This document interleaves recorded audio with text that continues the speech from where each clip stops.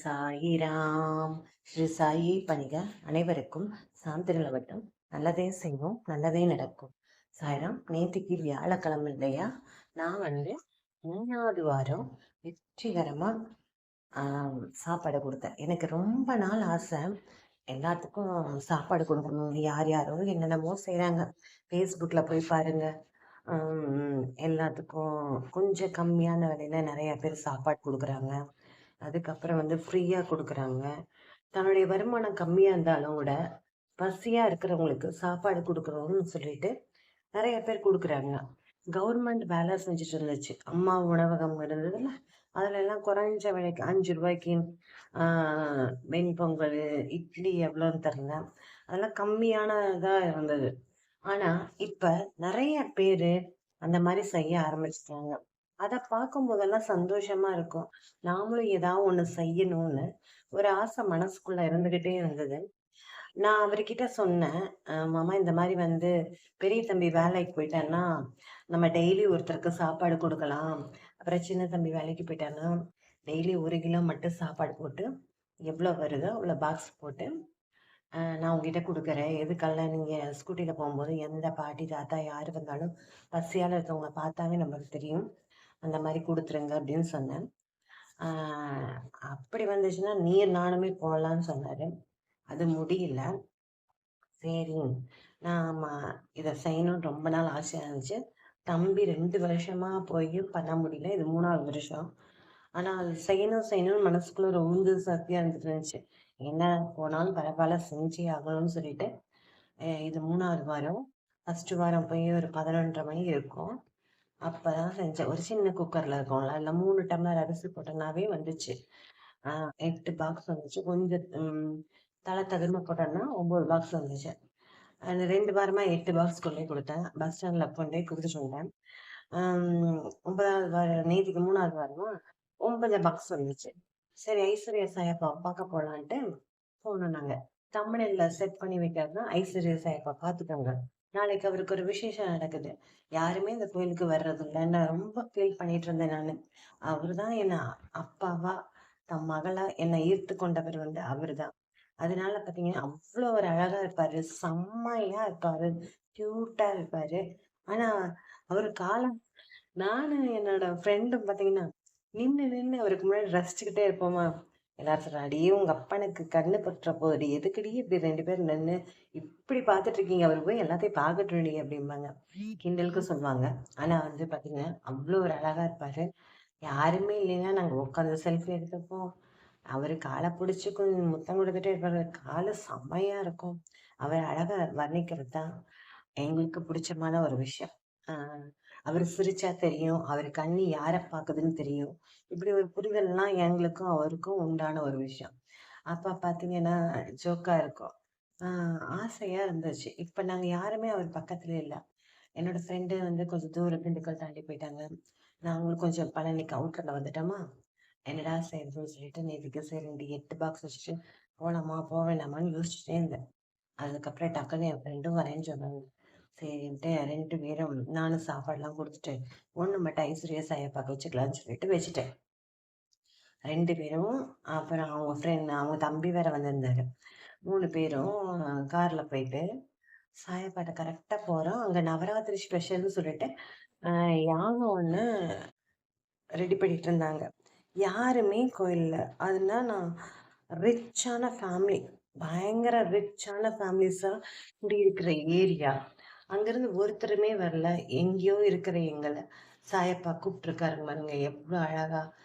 அப்புறம் போய் உட்காந்து யாகத்துல பண்ணிட்டு, அவங்க குலதெய்வத்தை வேண்டிக்க சொன்னாங்க. உங்களோட பிரார்த்தனைகள்லாம் வேண்டிக்க சொன்னாங்க.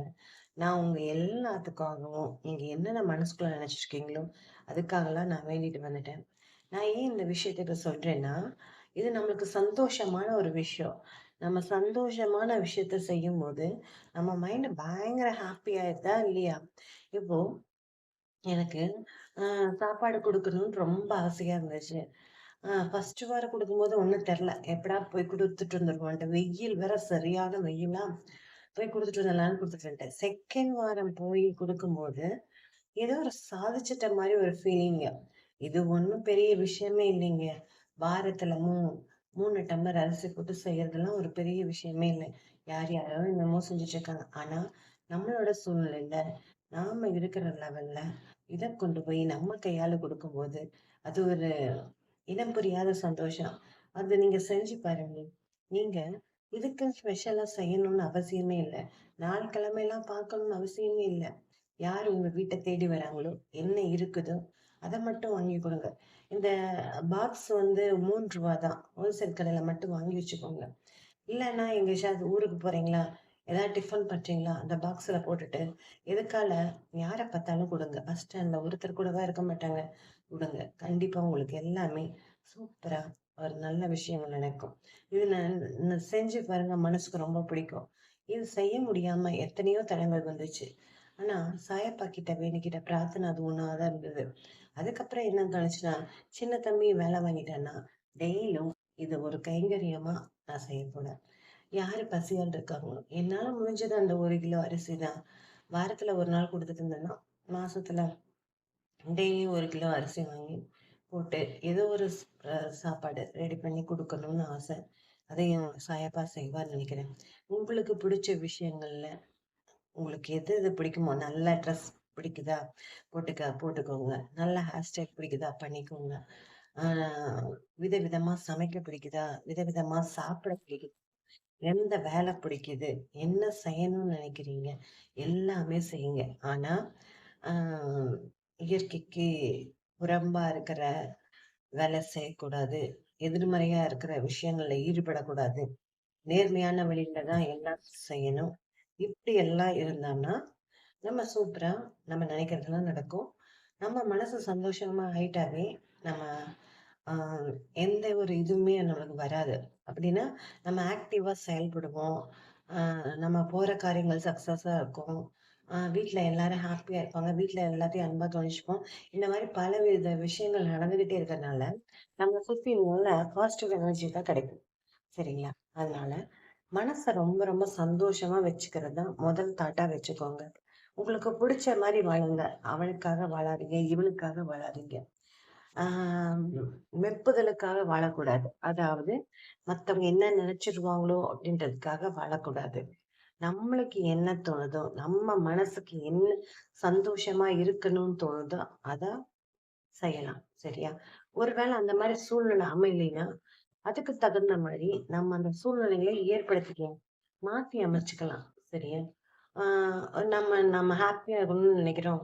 நம்ம ஒய்ஃபோ, ஹஸ்பண்டோ அதுக்கு சரி வர மாட்டேங்கிறாங்க. அவங்களோட ஒரே டார்ச்சரா இருக்கு அப்படின்னு நினைச்சா, அதுக்கு தகுந்த மாரி அவங்கள ரெடி பண்றதுக்குள்ள உங்க டைம ஸ்பெண்ட் பண்ணுங்க. அவங்க வந்து கொஞ்சம் மூஞ்சிய தூக்கி வச்சுட்டே இருக்கிற மாரி இருந்தாங்கன்னா, அவங்கள உங்கள லவ் பண்ற மாரி ஒரு இமேஜின் பண்ணிட்டு, நீங்களா போய் வழிய வழிய பேசுங்க.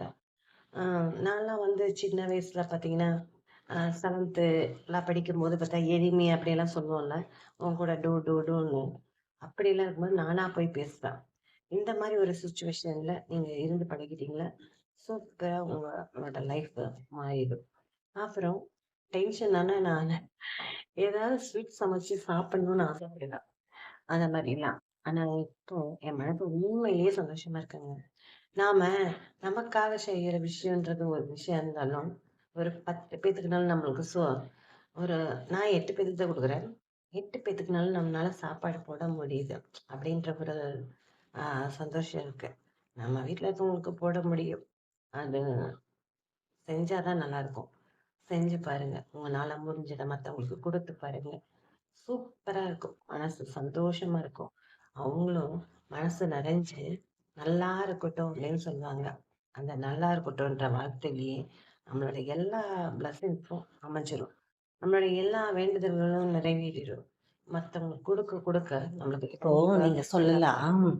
நீங்க நான் சொன்ன மாரி தனிப்பட்டு எனக்கு புடிச்ச வச்சுக்கிற மாரி பாத்திரத்துல வாழ்றேன்னு நான் வைங்க. எனக்கு எதுவும் வாச்ச பொண்டாட்டி தேவையில்லாம சரியில்ல, புருஷன் இதுக்கு சரியில்ல, உண்டான குழந்தைங்க சரியில்ல, வேலைகள்லாம் குடுக்கறது மாமியார் சரியில்ல, உங்களுடைய மாமனார் பொறுப்பு சரியில்ல, அப்படின்னு வேலை அவர்கிட்ட புடிக்கல. விட்டுடுங்க. இதெல்லாமே அவரும் இருக்கு. ஆ அப்ப நான் அவரோட எப்படி ஆசை எனக்கு புடிச்ச நிறைவேற்றட்டும். மாரி அவரோட வாழணும்னா, பொறுப்பு தானே. அத ம் பார்த்துப்பாரு. நீ அதனால எப்படியெல்லாம் உங்களோட ஆசைகளையும் வாழணும்னு என்ன நினைக்கிறியோ, இருக்கோ, அது அப்படியெல்லாம் மாரி நீங்க அவங்கள நிறைவேற்றணும்னு ட்ரை மாத்தணும். பண்ணிட்டு, மாத்தவே உங்களுக்கு புடிச்ச முடியலையா? மாரி நீங்க என்ன வாழ பண்ணணும் ஆரம்பிங்க. அப்படின்னா, உங்க வாழ்க்கை உன் ரொம்ப மனச சூப்பரா சந்தோஷமா இருக்கும். வச்சுக்கிறதுக்கு ட்ரை பண்ணணும்.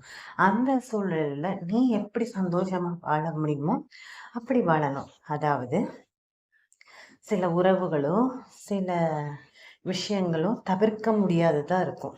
சரியா? அப்போ அந்த டைம்ல ஏதாவது ஒரு சூழ்நிலை, ஏதாவது ஒரு விஷயம் உங்களுக்கு பிடிச்சதா அமையும். அது மாரி வாழ ஆரம்பிங்க.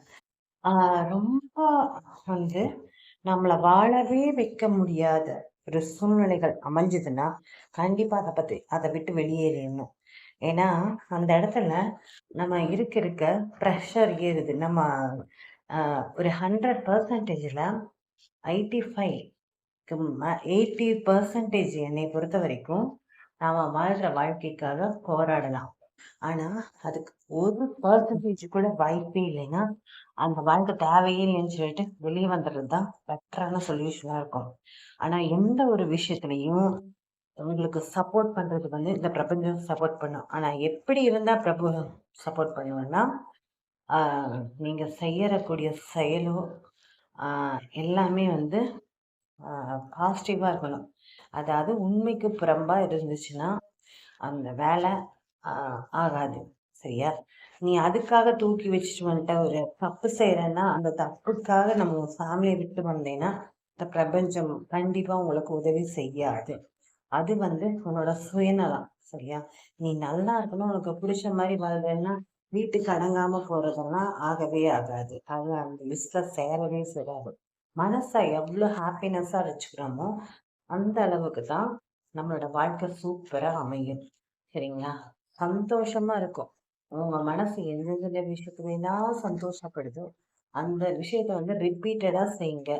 சூப்பரா இருப்பீங்க. சரிங்களா? நல்லா யோசிச்சு ஒரு முடிவெடுங்க. தேங்க்யூ சாய்ராம். ஜெய் சாய்ராம். வாழ்வோம் வளமுடன்.